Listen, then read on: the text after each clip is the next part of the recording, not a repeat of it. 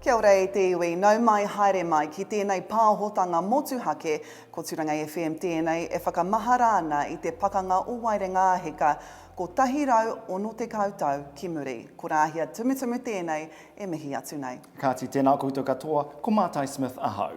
I runga i te kotahitanga o ngā iwi, ngā uri no tēnei whenua, tae atura ki ngā mukupuna a ngā tīpuna, i pā kino ki tēnei parekura.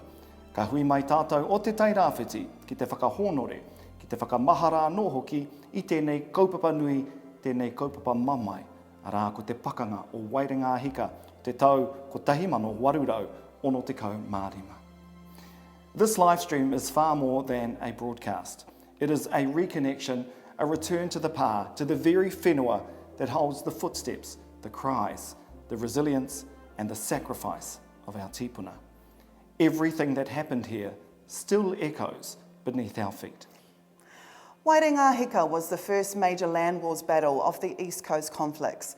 Between 18 and the 22nd of November 1865, local whānau, hapu and iwi from across Turanganui-a-Kiwa and Te Tairāwhiti, along with allied hapu, sheltered inside the fortified part of the pā, several hundred men, women and children.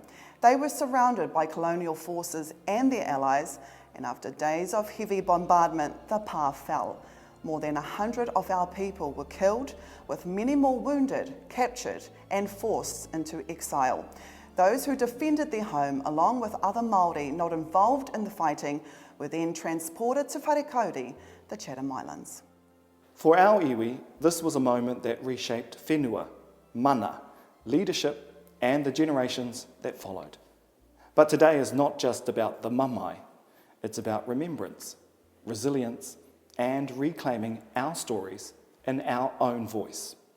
To elaborate on this more, we're joined by local historian and artist Nick Tupara. E te wharaunga, tēnā koe. Tēnā koe, Mātai. Nick, what does this 160-year commemoration of Waerenga-ā-Hika mean to you and indeed to our greater community in Turanga? There's a lot of sadness around it because we remember the trauma and the impact that those events had on our tīpuna. But at the same time, it allows us the opportunity to revisit ourselves. Here at this exhibition in the museum, we have taonga alongside contemporary artists, alongside the mahi of our rangatahi. So it's, as we consider the past, we begin to piece together a way forward for ourselves in this generation. Tēnā koe, tēnā koe. Of course, we are here broadcasting from this beautiful exhibition, which we'll talk about later in the broadcast. I want to ask you now, what part of the 1865 events do you think our people don't really fully understand? Well, to be frank, Gisborne is a Captain Cook town, and at school in the library you can go along the library shelves and there are volumes about Cook and the Endeavour and our colonial settler history, but not about this kind of thing.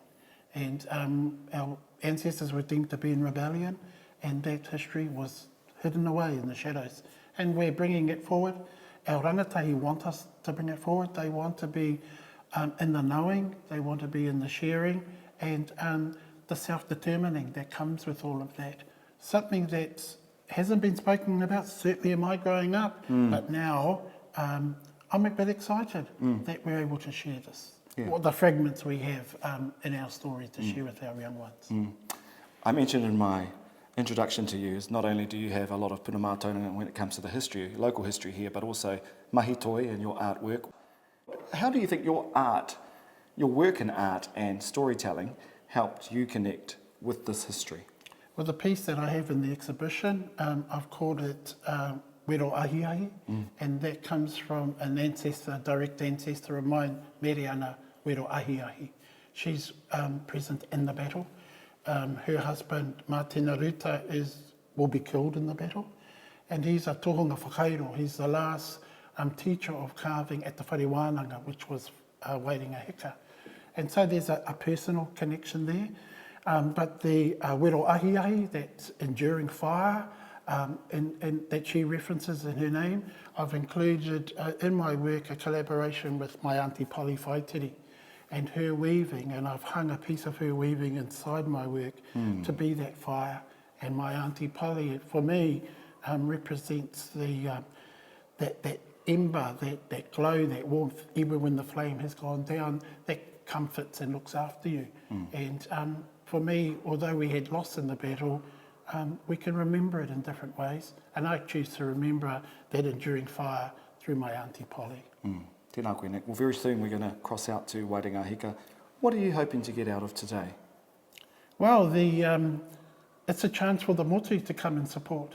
And certainly the Tairāwhiti has reached out through being present at the paukai and being present at other commemorations Te and other tarata, battle. Te tarata, all of those things. And it's important, our motu, that we're coming together, our iwi, and being able to share the burden. It's not just them isolated there or those ones isolated there, that this was a shared impact. And it requires us to have that kōtahitanga that we are talking about so much now.